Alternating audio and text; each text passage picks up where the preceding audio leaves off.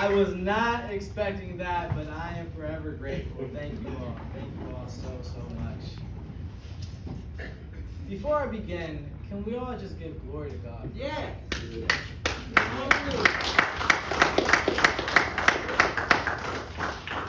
I am so happy that so many of my friends, my family members, my fraternity brothers, as you can see, educators, District 24 residents have gathered here today to help me celebrate my birthday, but also to support me on my political journey to run for state delegate.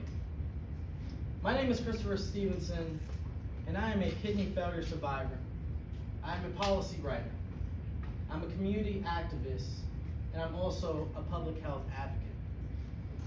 I remember growing up with my mother and her taking me to school, where my teachers would try teaching me.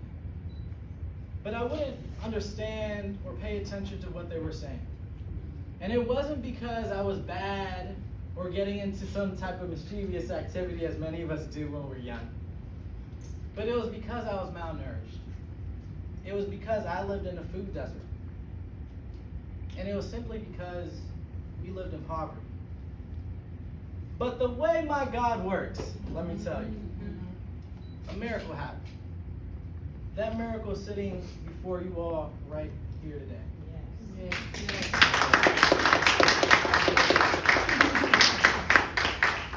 My grandmother took the responsibility to raise me. The man that you all see before you today is because of her. She is not only someone that instilled in me many life principles, but she herself is a community activist.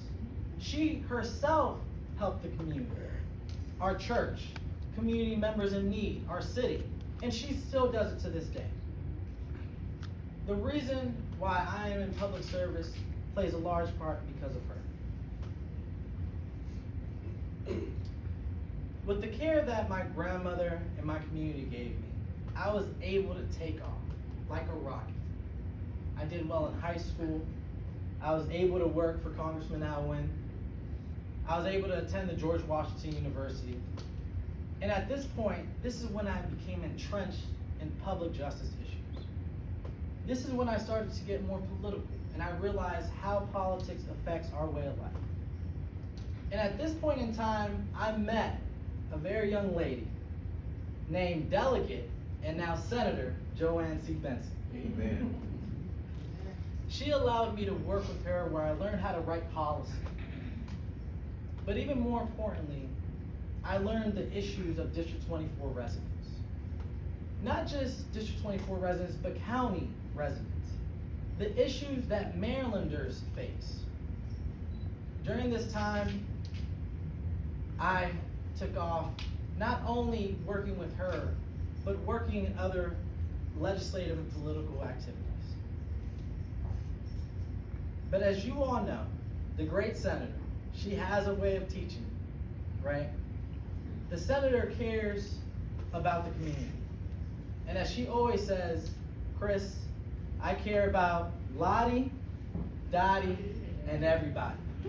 She gave me that moral compass that I use today.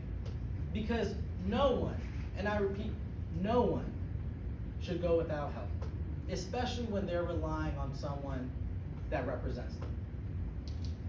Years into the political work that I love doing, life happened. And life happens to us all in different ways, right? After I graduated from the George Washington University, I was diagnosed with kidney failure. This was a very dark time in my life. It impacted me physically, mentally, emotionally, spiritually, and every type of way you can think of. This was a time in my life that I lost hope at times.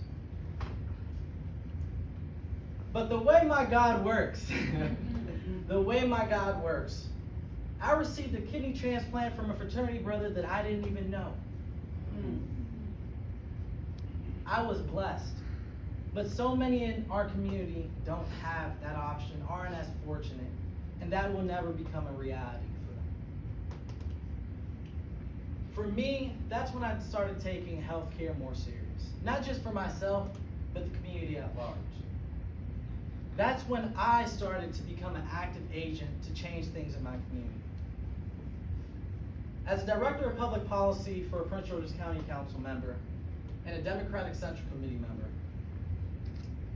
I, along with the help of my colleagues, helped to dismantle health inequities.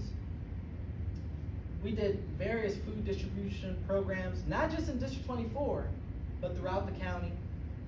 We secured adequate housing for residents and provided healthcare resources to those in need. But I had to take it a step further, didn't I? I then went to the Maryland Democratic Party and started the Maryland Democratic Party's Health Committee to give people resources, not just in a county level, but on a statewide level. This involved helping residents with mental health care issues, women's health issues, chronic and acute diseases, and other healthcare disparities. My journey, my testimony, my personal and my professional life experiences is why I am here today. It is why I am running for state delegate for District 24.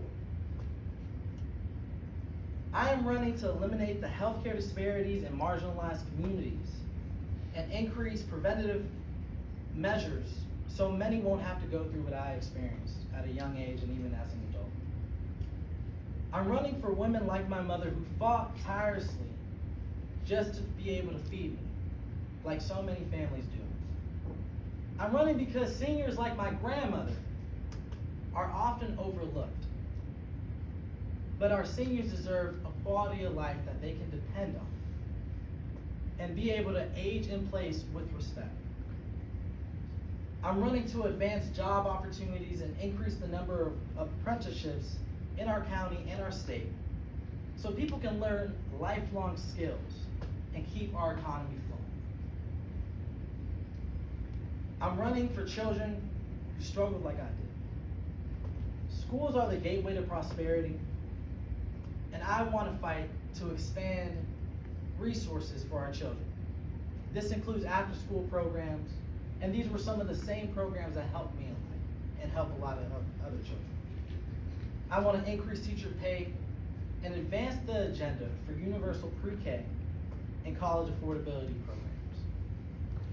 The troubles and triumphs of my life instilled a sense of resiliency in me.